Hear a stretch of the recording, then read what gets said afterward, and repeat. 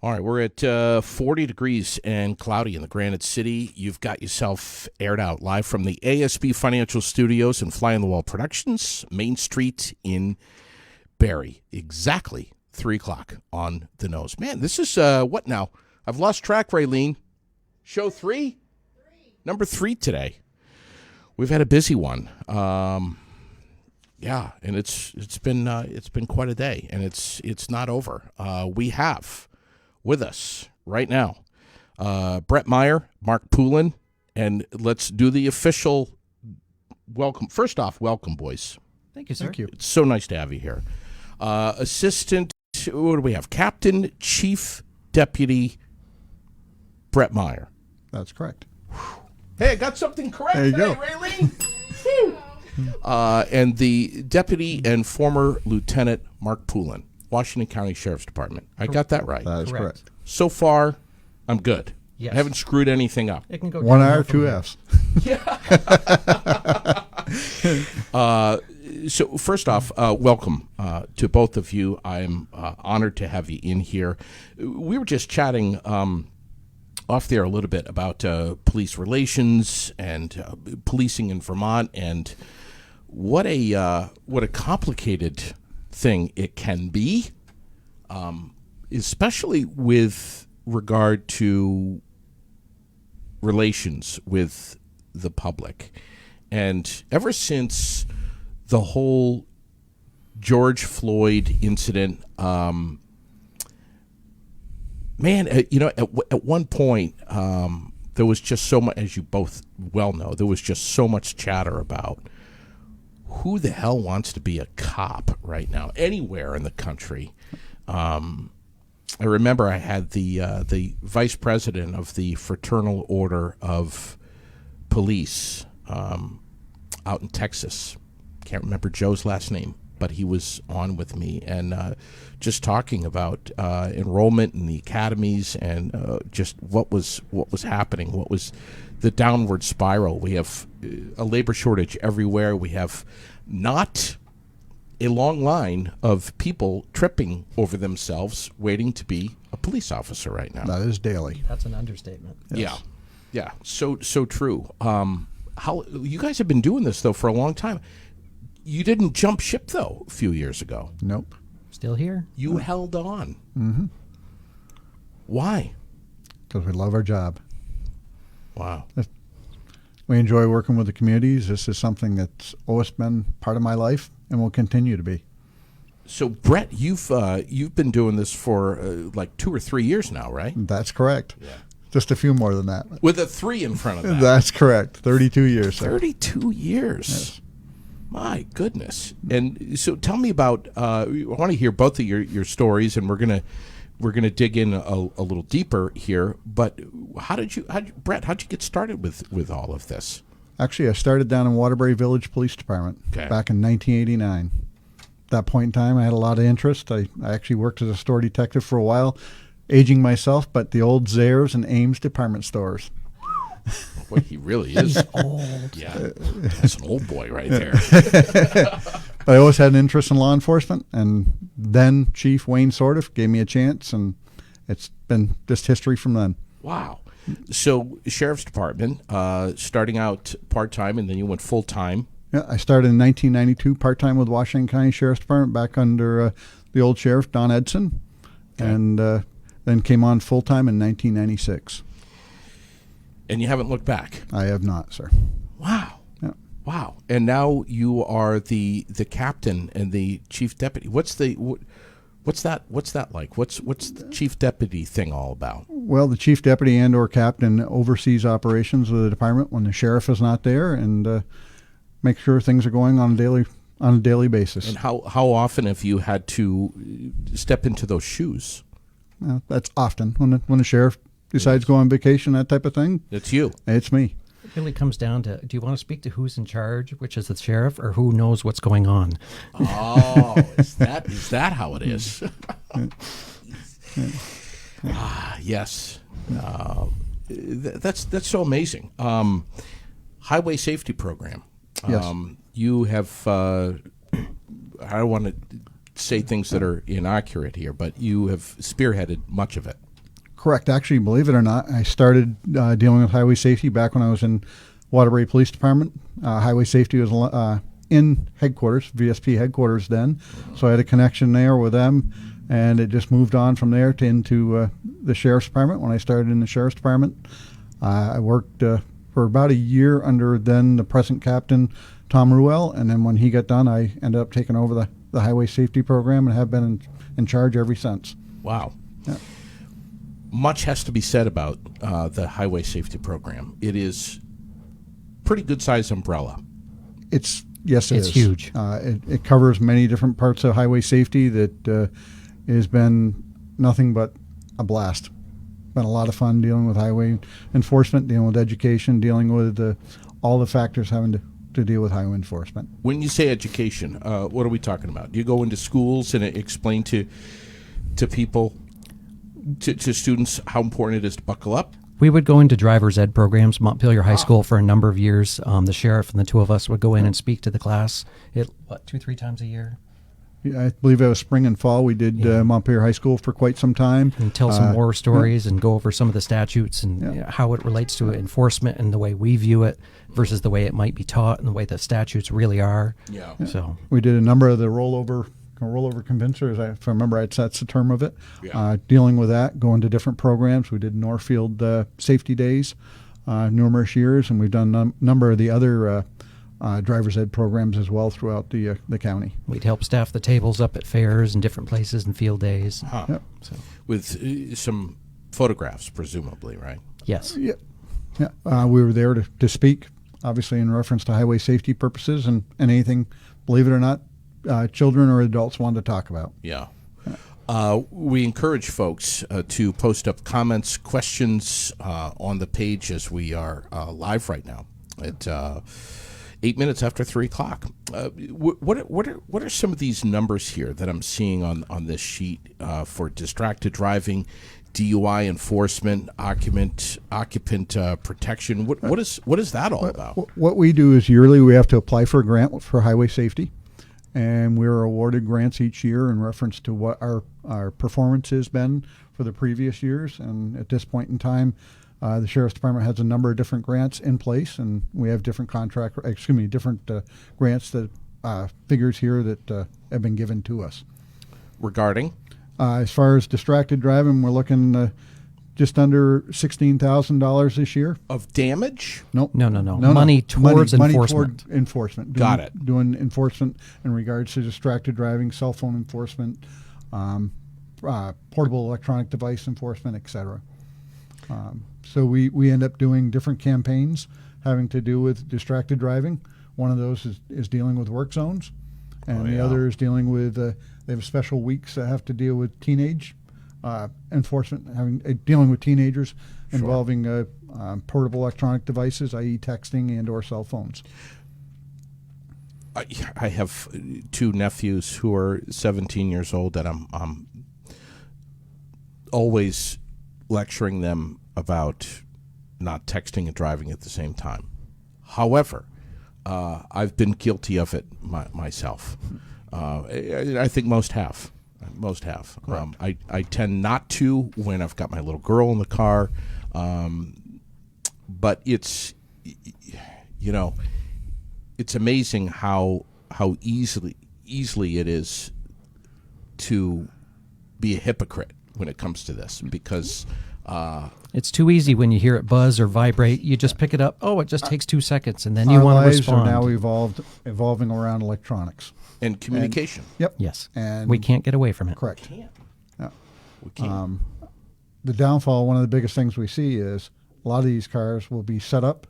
They can literally do the Bluetooth setup and have it in a carrier sitting right in front of them. Answer the phone and talk, but yet they'll have it in their hand and talking out here. The latest thing, it seems to be speakerphone. People are holding it like this, talking to it on speakerphone.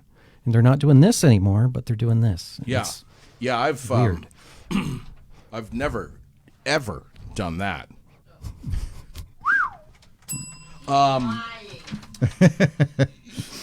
So, but you're trained to see this. Yes. Yes, it's training your observation skills, just looking for the little things. patch the damn thing into your stereo so that the speakers are coming out so that you can keep both hands on the wheel. Right. Yep. Every new car out there has the Bluetooth or the auxiliary jacks, whatever the case might be. There's no reason not to. There's no reason not to. And when you speak to people, they acknowledge that. It just whatever reason, they just don't do it. Yeah. I just didn't think. Yep. So Is that what you, that's It's what very, you very it's common. very common. Yep. Yeah. Last year, work zones, we did a work zone detail down in Waterbury. I can't remember. We were there for like 3 hours. It was 30. I thought it was actually 37 was the total number of tickets. It was a lot. It was one after another as fast as we could stop them. In a work zone. In a In a work zone on the interstate? Nope. This was right on Main Waterbury Street in Village. Waterbury. Yep. Main Street, Waterbury. People seem to think, and it used to be this way, they're on the highway if they're stopped, like at a red light or a stop sign or in a line of traffic for a flagger. Oh, I'm not moving. I can use my electronic device. You actually can't, whether you're moving or not. If you are on the traveled portion of the roadway, ixnay on the electronics devices. So what if you're pulled over? You're in a parking lot. Your car's running or not running. Okay to be. If you're in a parking lot in park, absolutely be on your cell phone all you want. Okay. It's when you enter the traveled portion of the roadway. Yeah. All bets are off. You cannot use it. You can't pull up to a traffic light. Okay, I'm just waiting for it to turn green and get on a cell phone. How often do you pull up behind somebody who's just sitting there and doesn't go anywhere at a green light, and they're literally on their cell phone? Yeah, that's never happened to me ever. There's a few of our favorite spots where you can see people at intersections and they can't see us, and it's very easy to see into the car what they're doing. And yeah, I mean, we just got a comment here. You can drive down Main Street and see people on their phone, not even hiding it. correct. Yeah, this every day. It's What's blatant. the ticket for that? Uh-oh. Actually, we're going for the manual. we don't need it. Do you As know- far as just in a normal circumstance, it's a $162 fine. I don't memorize numbers, so Yeah. I want to say it's 2 points on your license. Ouch. Yes. that's for the use of electronic device. Texting is higher, Texting is higher, and then in a work zone is higher.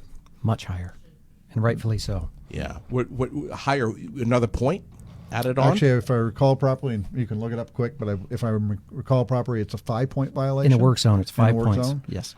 And I want to say the fine is $397. We'd have to look that up, but I believe it's $397 now for doing that in a work zone. Some of Yeah. us don't write paper tickets anymore, so the computer generates One it. of the new things that we do is e-ticket, so everything is now generated for us. Literally, you type it in and it generates everything for you, which is So the numbers a don't world of stick change. quite like they used to. All right. You know, you may not know. Raylene certainly knows. I love to ask dumbass questions. Have you ever had anybody throw the phone out the window? no. I've had them throw it across the car. Across the car, into the back seat, Yeah. on the floor pan, into the slop. Whoops. What do you say that? You their generally phone. don't. You continue on to do what you're doing. You deal with the enforcement the way you have to, and Well, what do you say? I saw you. No, you didn't. Yes, I did. Quite frequently, that's the case, and it's like, I saw you. You have the right to challenge this in court, but I saw what I saw. Okay. we generally take a route that we don't argue with people. Correct. Yeah. It's not an argument. If you want to contest it in court, you can contest it in court. Other than that, we're there for the enforcement purposes, and that's it. Do you say, let me see your phone? No. Okay. That brings a whole nother realm of issues into the conversation. I remember when the law all first came out that there was some chatter about that the police could check your phone and whatever. Not without a search warrant, anyways. Yeah. Not without consent or a search warrant. Yeah. It's not just speeding anymore for Absolutely not. We wish it was that simple. the governor's highway safety program. It's not what it is. It It's is not just, everything. it's everything. So distracted driving. I mean, look at a couple of years ago, no one was saying those words. It wasn't in the vocabulary. Well, even before cell phones were an issue, I still remember one that was reading a book going down the road. There's people that are shaving going down the road. There's all kinds of ways to be distracted other than a phone, and they've always been I there. say it's common. We've been on transports going, say, to Burlington or something, pick somebody up in the morning and bring them back, and go buy a car, and they literally have their newspaper up and across the steering wheel. There was one with a laptop typing, and it's just like, oh my God. Yep, it's not an uncommon scene, unfortunately. Now, when you're off duty, obviously you see these things. Yes. Yes, You pull up to a light, you look at the guy next to you, and he's texting. What do you do if you're not on duty? Nothing. So it is not our place to act, and it opens up a whole can of worms of, what if the person's drunk? What if they're when you're not on duty, you just let it lie, because if they're doing it now, they will be doing it again when you are on duty. Yes. One thing I've learned over the years, patience is a virtue. What about eating? And because I like to eat when I'm driving. Actually, right, Raylene? Actually, believe it or not, in other states, they have a clear distracted driving law. Nothing in your hands. One of the places I can think of is Connecticut, where they literally stand on the overpasses and watch you as you go through, and if you're drinking a coffee, they're pulling you over. Yep. Nothing in your hands. That is distracted driving. Taking a sip of your coffee. Yes. It's not Vermont, so. Wow. Click it or ticket. Yes, sir. There's some words that have been in Vermont for quite a while now. Nationwide. That's a nationwide fifth program. year that I've run the program in Washington County. Yeah. Is it fifth? Sucker. Maybe more. My last year. It'll be yours next year. Yeah.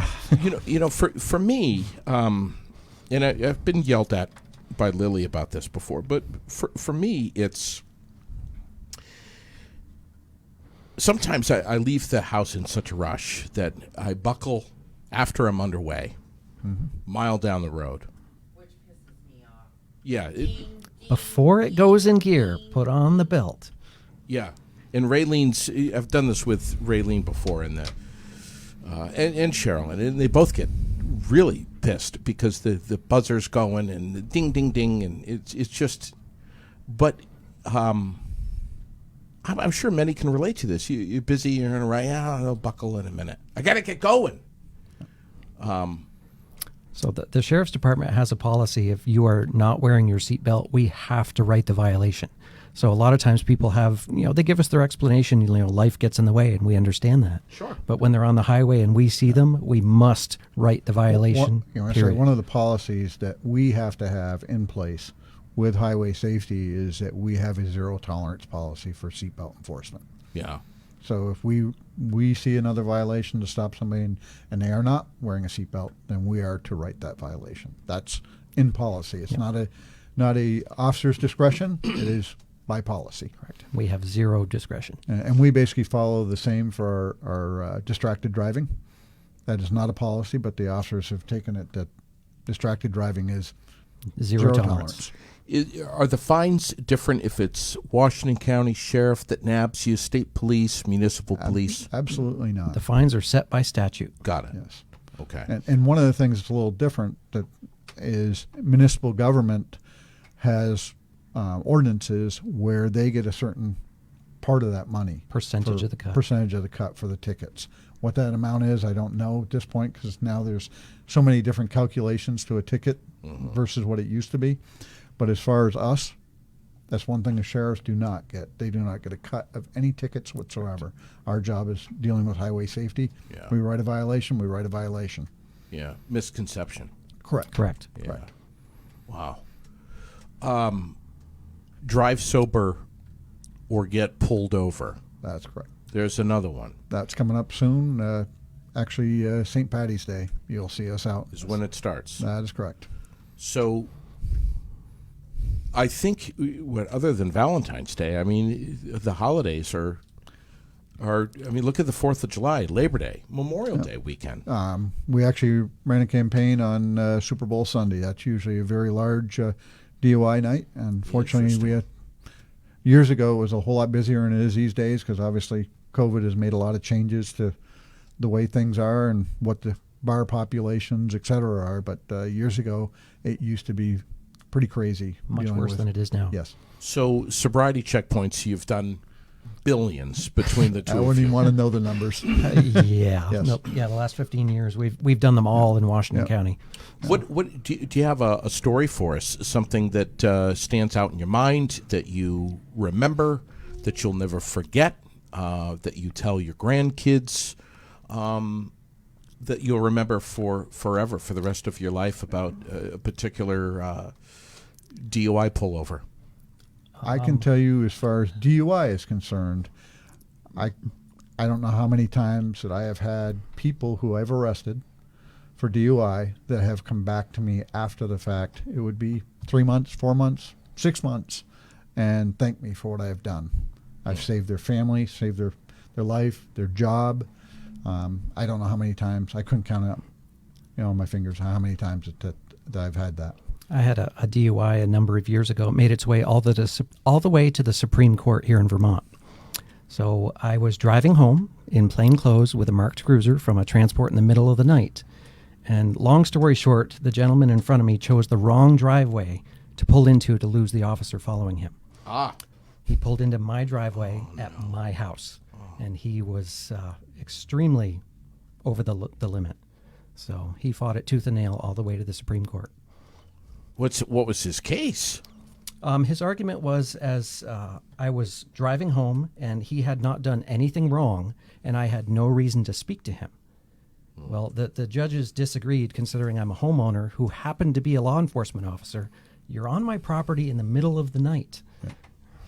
So, but it took the Supreme Court to decide that. And you just so happened to be hammered. Correct. He did have a CDL, and this was his second or third DUI, I forget, but it would suspend him for life with a CDL. So it affected his livelihood. I thought it was one hit and you lose your CDL.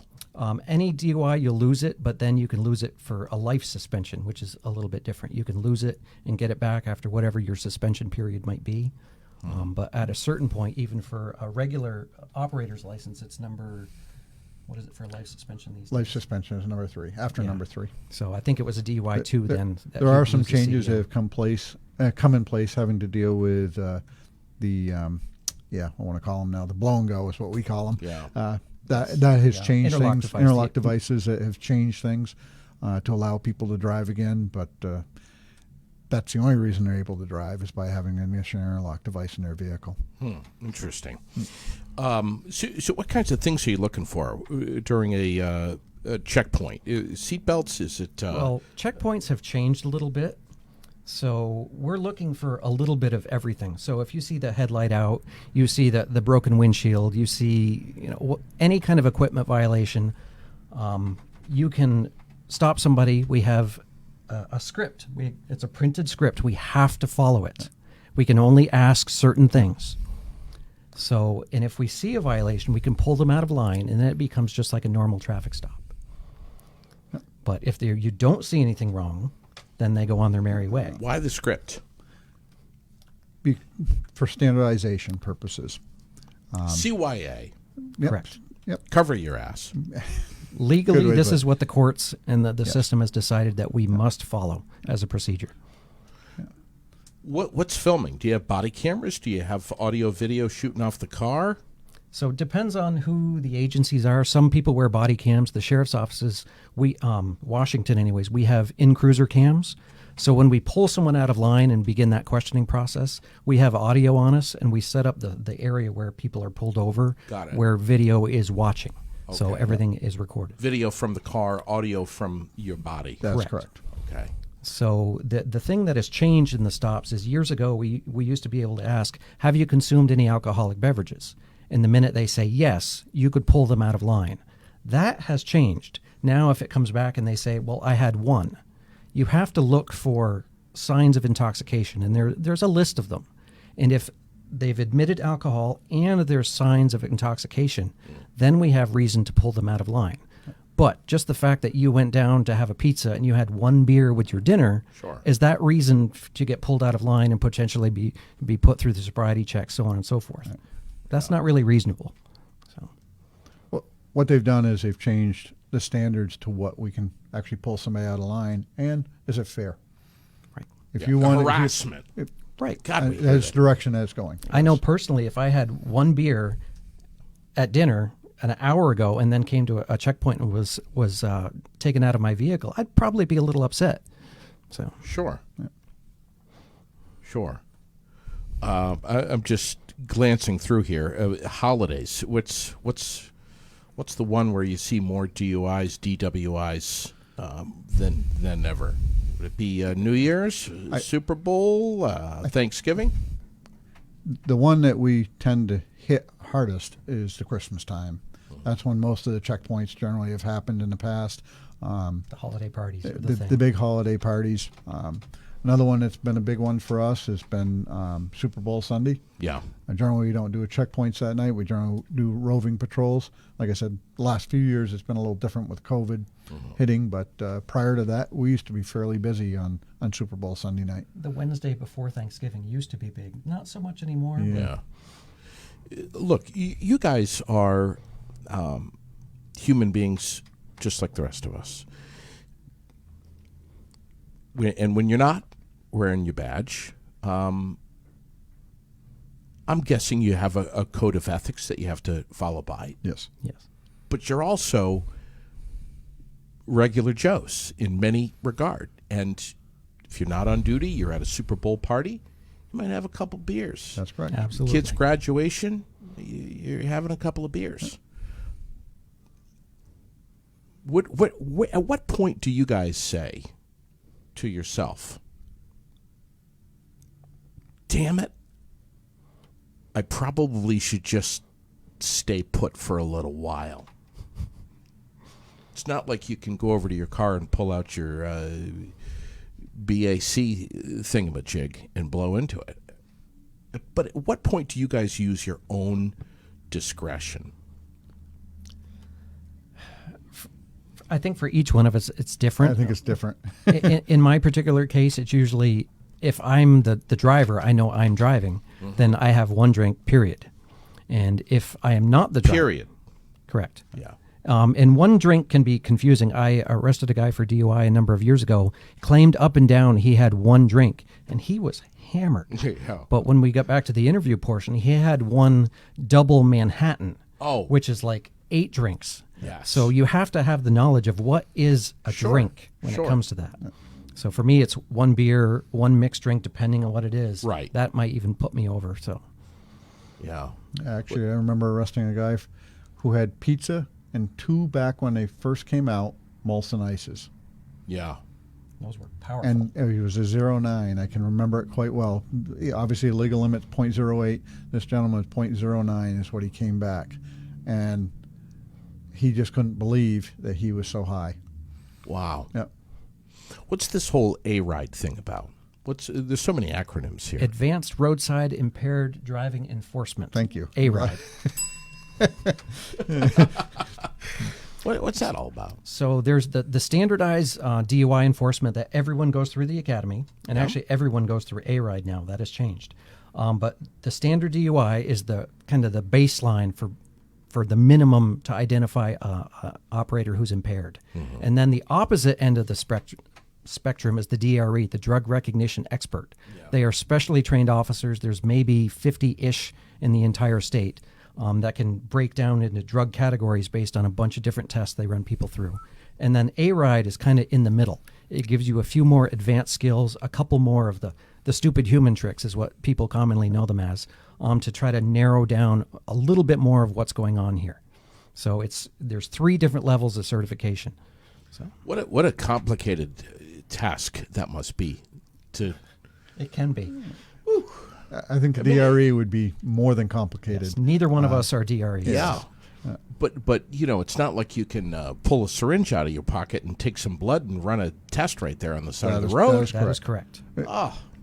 So in a lot of cases, it's very common to see somebody that's impaired. But the question is, do you smell alcohol? And even if you do smell alcohol, you put them through the blank of the test. Sure. And then all of a sudden, you have them blow into what we call the Alka-Sensor, or the PBT, and they come back zeros. You got a problem. You're showing all the signs of impairment. But what do you do if you're not a DRE? Call for one. Call for one.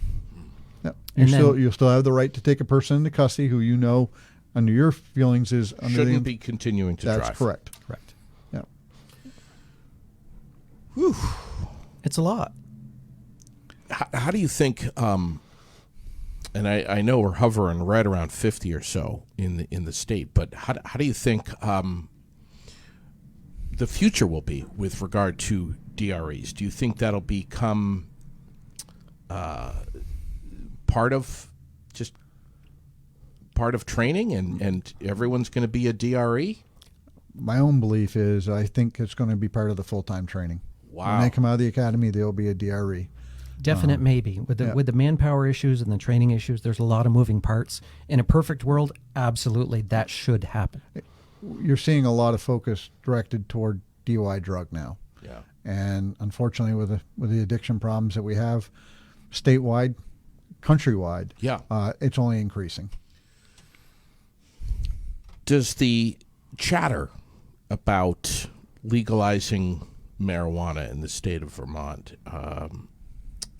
the continued chatter about it, and pot shops, for lack of a better term, popping up in different communities, how does that, obviously, I'm guessing that raises concern for you as police officers. Correct. Yes. How much, though?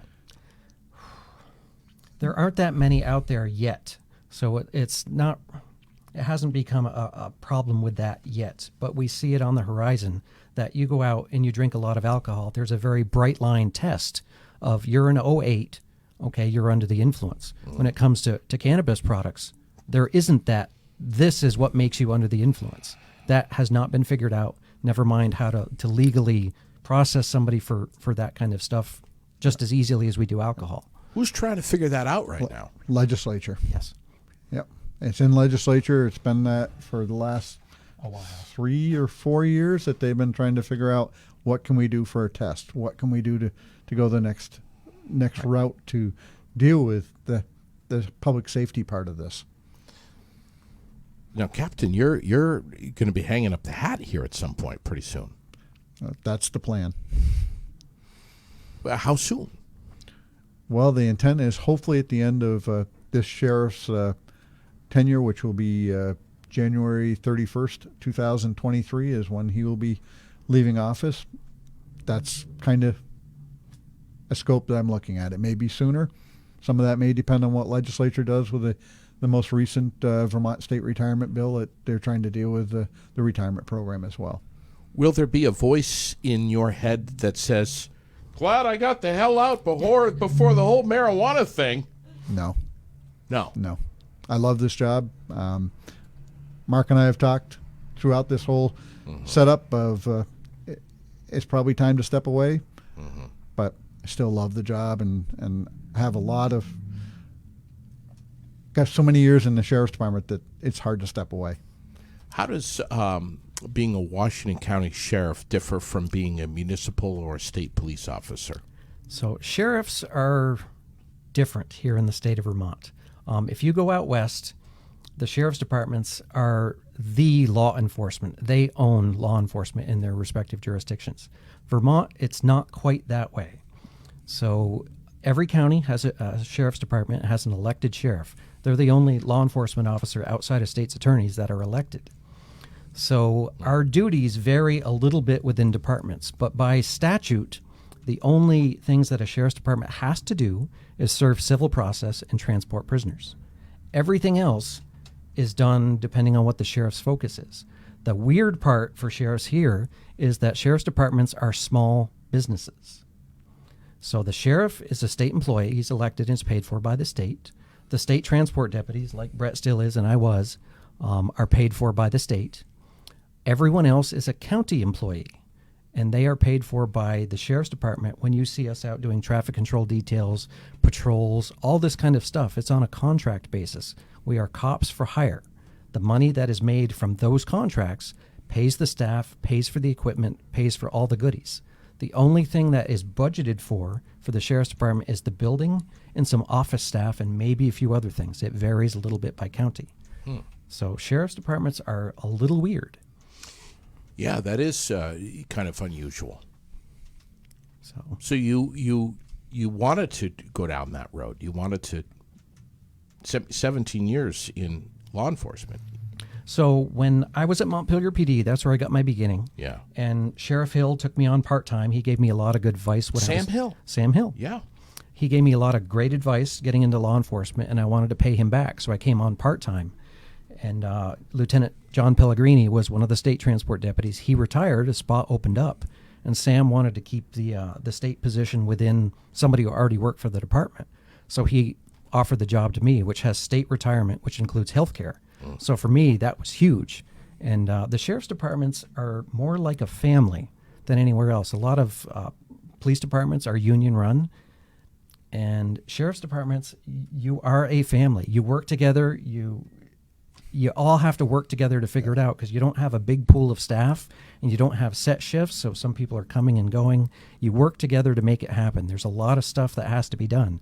And if you're not a team, it's not going to get done. So it's a fun environment, which going from a PD to a sheriff's, is it a different outlook and a different way of operating? Yes, but it's a family, which is great. So you walk around with cowboy hats and carry 44 revolvers. Well, we've offered Sam to get him some spurs and a 44 mag and a drop holster, and he didn't think that was appropriate. But.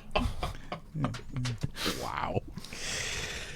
We always like to have a little bit of fun here on the podcast. You got to lighten it up a little bit. That's fascinating. So what's a transport deputy? So transport deputies, different counties have different numbers of them. Washington has 2, Chittenden has 6, Orange and Lamoille have 1. So it depends on how many transports you do. Their job is to, when court needs somebody taken, they're held on bail, they need to go to the jail. The transport deputies arrive, pick them up, take them to jail. If they're held in jail overnight and have a court hearing, or have in jail and have a scheduled hearing as their case is working its way through, our job is to drive to the facilities, pick them up, bring them to their court hearing, stay there with them, provide security for their hearings, and then bring them back. It's traveling all over. What if they're belligerent? What if they're kicking, screaming, punching, spitting, hitting? Then we deal with it. That's a regular thing. Really? Yes. He had the doors of his cruiser kicked out a couple years ago. They didn't open up, but they were bent by a 16-year-old. Yep, 16-year-old juvenile. What, Raylene, if you have any questions, ask away. What kind of conversations have you had with with come on, Mark, you've had one. With some of these folks, well, you're in the car for a long time. Sometimes it's 1 or 2 hours. Sometimes, if it's a Wyndham trip, or you're going out of state for an extradition, 5, 6, 7 or more hours. Are you talking about the weather, the upper level disturbance? Are you talking about the Patriots? What are you talking about? Most of these people you build a rapport with, and they know you, you know them, and it's just common discussion. We're human beings, they're human beings, and it could be just somebody from Barrie that we know that we're talking to. What if you're getting pummeled the whole time? You guys are nothing but a that happens periodically, and what do you do? The cruisers are set up, they have a barrier, and the windows are, so they're not going anywhere. So when they start getting belligerent and yelling and screaming, let them yell and scream. So let them voice their opinion. They're upset, they're angry. Yeah. A lot of times it's just venting for them, and they're not mad at you in particular. They're not mad at anything other than they just have to vent. And usually, a lot of times they'll apologize afterwards. They calm down eventually, and then it's it's very, very common for them to apologize afterwards. And interesting. I can think of just recently we had a move out here, believe it, in the city, where we had every threat in the world thrown at us by this family that was being kicked out of their house. And when they all got done, toward the latter end, they literally came out and apologized. We just needed to vent. We're sorry. And the rule of thumb for us, this isn't your fault. You're doing your job. We've always just looked at it as we will treat people just as nice as they treat us. Right. And we understand they have good days and bad days, and we're here to keep them safe, get them where they need to be, and deal with whatever comes up. But we will be as nice to them as we possibly can be. A lot of times we're a liaison for them to work with them, or they get agitated dealing with something in court or whatever, and it's just guys, you got to calm us down. You got to deal with this because you're not going to help yourself in court. And light comes on. And it's just. And then there's the opposite effect when somebody goes after a judge, which happens every now and then, or after a family member in the gallery. So there's the yin and yang of this. We have our good days and we have our bad days. So, speaking of the word judge, assistant judge for Washington County, this is something that you're. It's something I have a strong interest in. That's I am planning on running for office for this coming term, and so when the sheriff gets done, I'll be done, and the intent is, if everything works right, I'll be able to be one of the assistant judges here in Washington County. Wow. Let's talk about Mr. McManus, who's cowardly, hiding somewhere in his cruiser right now, watching this podcast, and has come up with a million excuses of why he can't be here. He's probably getting his nails done. What a great guy. yes. First off, what a great guy. He's been with us. Longer than I have. Yeah, that's right. 20-something years at this point, low 20s. Yeah. I want to say he started shortly after I did. So, and he's the let me get this right, the civil process server. He's one of two, yes, that serve civil process. What does that mean? Means when I talked about earlier, we have to transport prisoners and serve civil process. He's taking care of that aspect. It's your divorce papers, family court papers, lawsuits, anything of legal paperwork that has to be served from the state, from the county, tenant from the landlord courts. issues, all of it. It's any of those type of million issues. things. So he's been yelled at a few times. Once or twice. Wow. I wouldn't yell at McManus. I'd make fun of him hiding behind the microphone, but I wouldn't make fun of him to his face. Corporal McManus, and he's running for something. He's running for high bailiff. That's right. Correct. When will we know? So the primary for the high bailiff, the sheriff, and the assistant judge is in August. Okay. The same as all the other elections. And then the actual election is in November 8th, 7th, something like that. First week of November. Okay. And why is he not here with us today? Ask Sean. I think Raylene actually knows. Waldo. Yeah, where's Waldo? Yeah. What a super guy, though. I mean, he's just he's such a great guy. He's been there and done that. He and I met late 90s or so. We were in the same guard unit together and known him a long time. The first time we met in law enforcement circles, I was still working for the PD and had a kid with a skateboard that decided to do things he shouldn't, and I had him on the ground. And Sean came out and it was a very interesting comment of, that wasn't a smart thing to do, something like that to the kid. And we've been friends ever since. So. Wow. Let's talk about one of the greatest movies that has ever come out, Super Troopers. And one of the key stars in the movie Super Troopers, Farva, who surprisingly few don't know that he's a Vermonter. He's right here. I mean, it's the Vermont version, anyways. the Vermont version. Vermont version, yes. Jason Gould, do tell. What a fine gentleman. Jason is my best friend. I can say that. And I was in his wedding party, and wow, yeah, very good man. Jason is our Facebook man. Understatement. Maybe too much. He has a gift. And Instagram. Yes. Yes. He has the gift of gab. Yes, he does. It serves him well. We talk about the highway safety, all these things. Literally, you send him something, and he performs magic. Yeah. A few years ago, we wanted to do a Facebook page, and the sheriff was a little resistant because it was out of his comfort zone. So sometimes it's easier to ask for permission, or excuse me, for forgiveness versus permission. Yeah. So Jason and I just kind of happened. one, and it's been a success ever since. So Mark, you're an officer with Capitol Police with Jason. Jason is there part-time. I am there full-time, but yes, we are. Okay. He's telling me that I need to come up there sometime with a camera, and he can give me a historical tour. Absolutely. Knows his stuff. He does. A little bit more than it is probably appropriate, but, that's Jason. He knows where all the hidden doorways are behind all of the pictures hanging on the wall and stuff like that.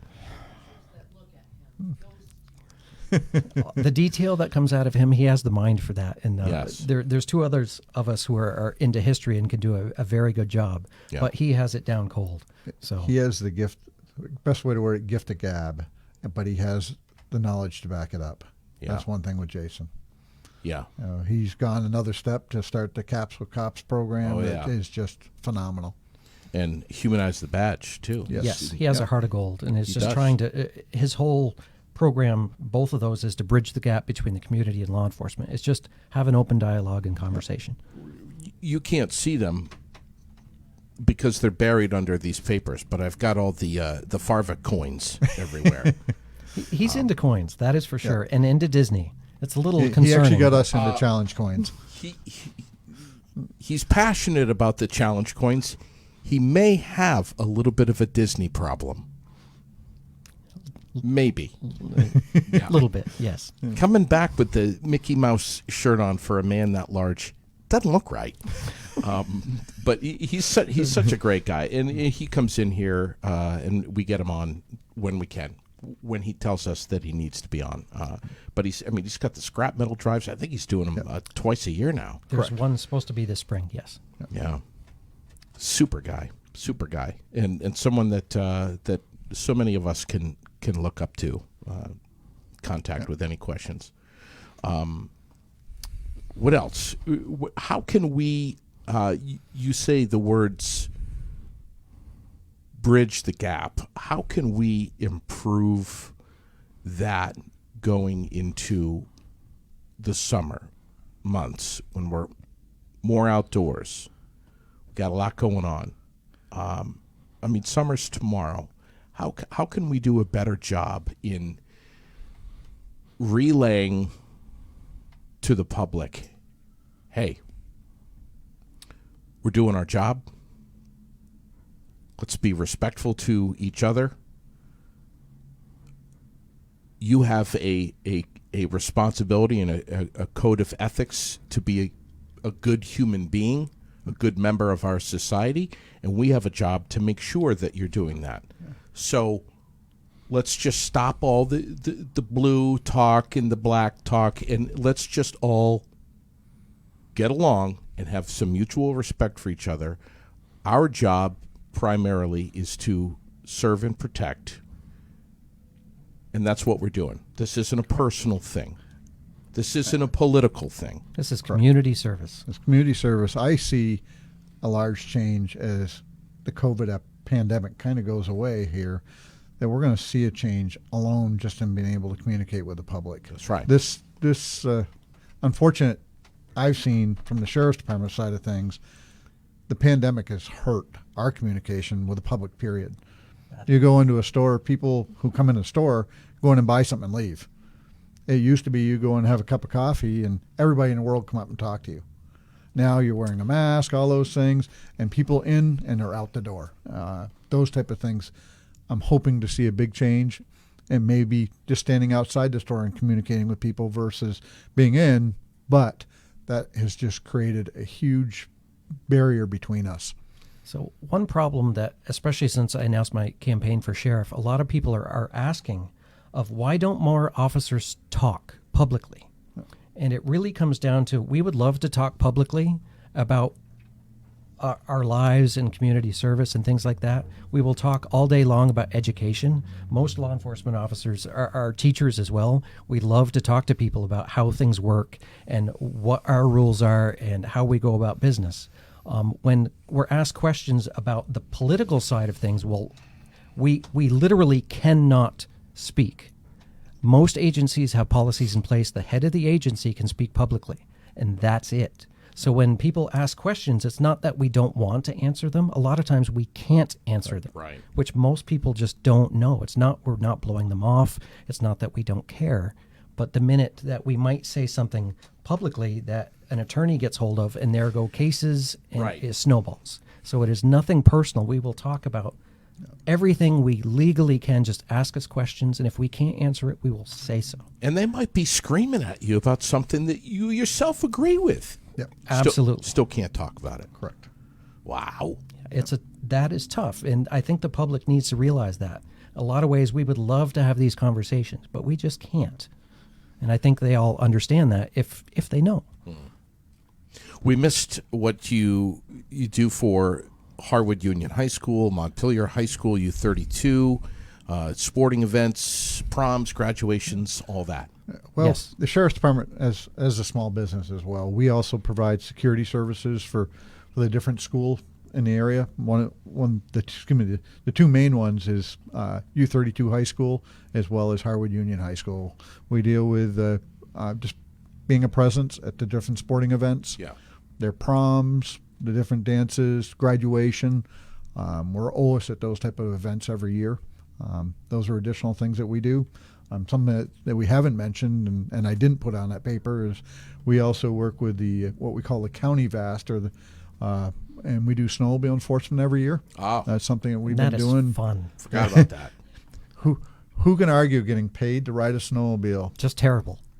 I actually met with the county VAST committee this past Monday night, yep. Yes, you couldn't make it, but just kind of going over how the program went for the year and Yeah. the future looking forward. So We've been doing that since early 2000s. I started that in '96. So you both do that. You both get on sleds. That's correct. Ever had to chase anybody on a sled? Yes. Come on. Generally, what we do is Radio's faster. What? Radio is faster. We can actually he'll remember the story better than I do, but that is common. But I can tell you with snowmobiles, most of the time, you shut off the lights. They tend to go and come to the next intersection, stop, and what do? They start BSing, and guess who's We blew there? off the cops. Or they have to wait for traffic. As well. Well, we actually can tell a story that I had a group, the old credit union, which is, I can't remember what bank it is, down The old on Tower Restaurant. Yeah, the old Tower Restaurant down on the Berrymont Montpelier Road, where I had a group come down at me, saw me, didn't want to get checked at the checkpoint, turned around, took off. It was literally a phone call to these guys that were up on top of the hill, a distance away on sleds. It was On him sleds. and another deputy.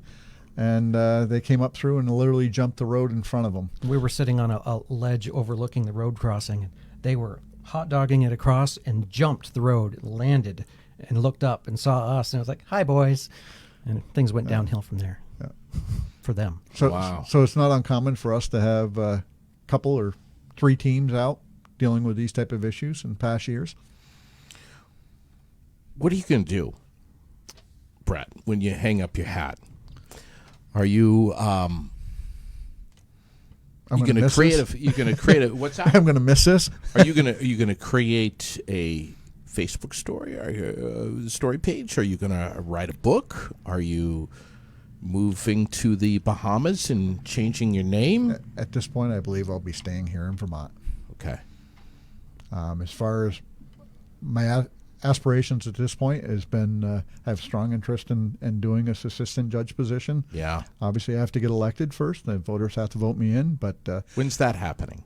that will be August will be the primary. And depending on how many other people run for the same office with that party, I'll either know then or it will go to November voting, and then I will know the positive whether I am or I'm not. Okay. Yeah.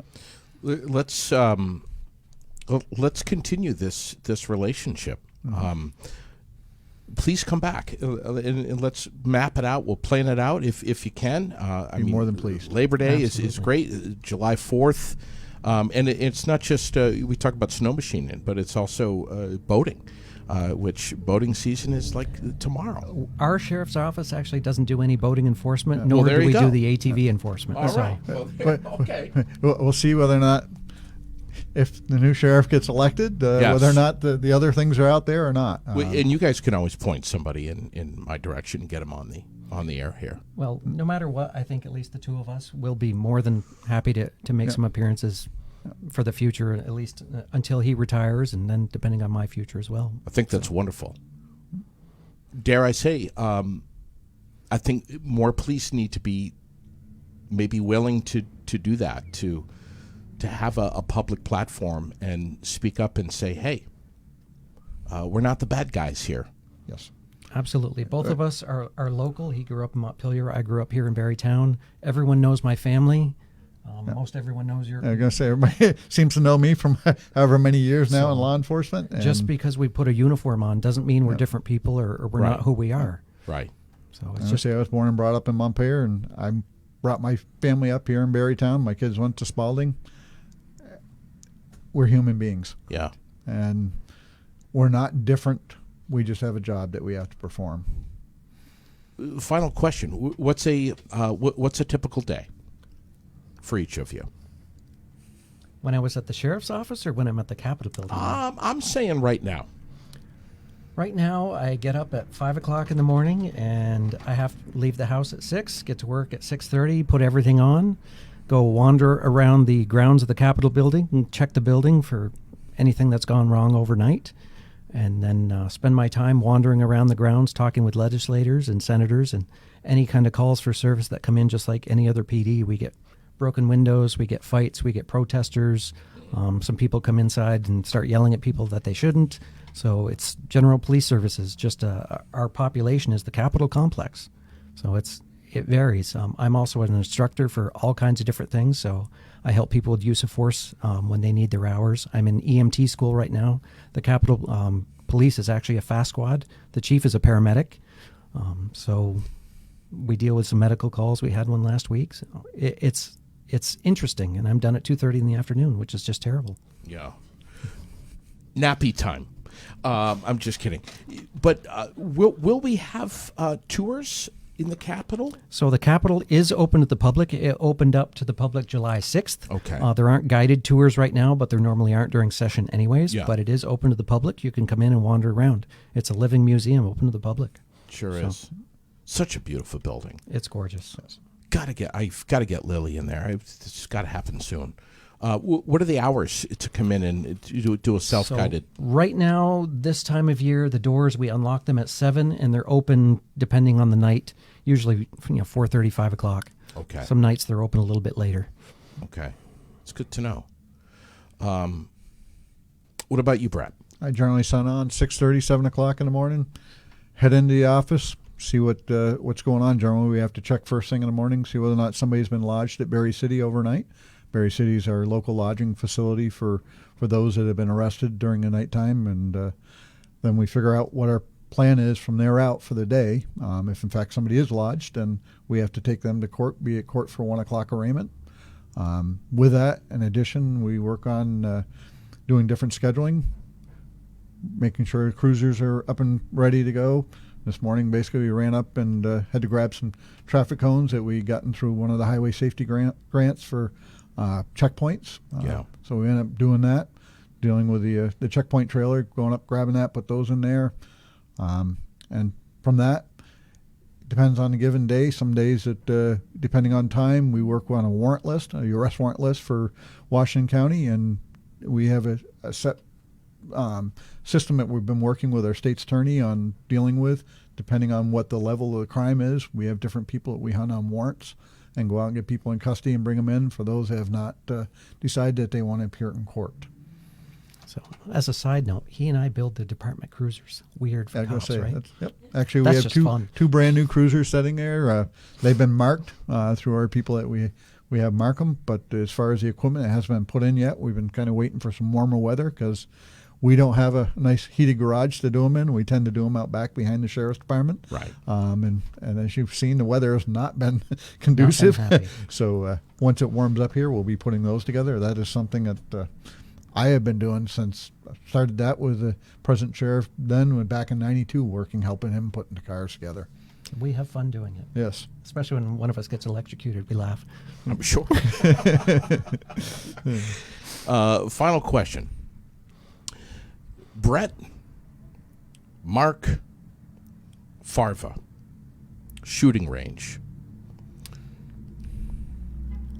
25 yards. Who's got the best shot? Be careful. Depends on the day. I think he's got it right, but So he is a firearms instructor. That doesn't mean anything. I won the top shooter award from the police academy, and then Jason probably shoots more than both of us. So, more trigger time for Farva? We're talking about from the 25-yard line though. The eyeballs aren't what they used to be on the 25-yard line. Yeah, I'll be right. the first to say that. Right. As far as the best shooter from the 25, I'm going to have to say probably myself. Probably. Ooh. You're right. All right. You know, Farva's going to be talking some smack next time he gets That in is there. fine. Yeah. Thank you, guys. If you want to ask, you want to ask Farva something, ask him about his magazine and where it might have gone. I will. Okay. There's a story behind that. Remind me about that. Okay. We will next time we get him in here. We get him in here easily. We just can't get him out. True story. Yeah, can't get him out. Thank you, guys. Thank you very much. So much. Pleasure meeting you. I know I've met you both in the past, but to be reacquainted with you, microphones are yours anytime you want them. You get on in here, and we'll talk about whatever you want to talk about. If you have specialized things that you want to talk about, by all means, get a hold of us, and we can come in and put together a show for you. You're doing great work. Thank you both. Thank you. Absolute pleasure.